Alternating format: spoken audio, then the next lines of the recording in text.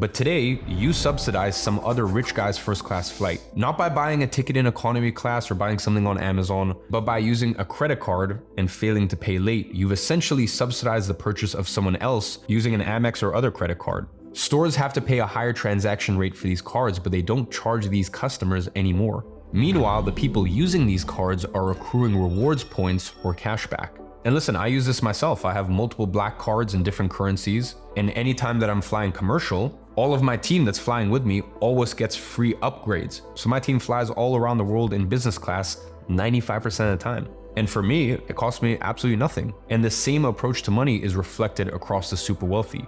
The cliche, as you know, of course, is to make your money work for you and not the other way around. But the reality is that the super rich have 1,000 different strategies to get access to their money than you do.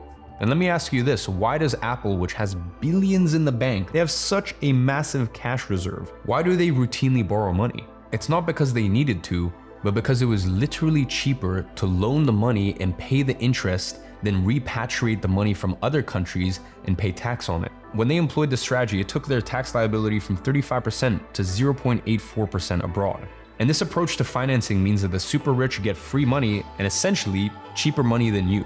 And these guys also have access to another form of money, not credit, but debt. You see, in 1997, the artist David Bowie needed money to buy the rights to his music from his partner.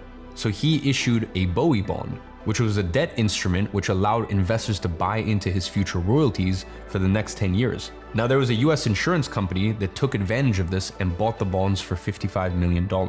Next, the super rich are constantly building their competitive edge.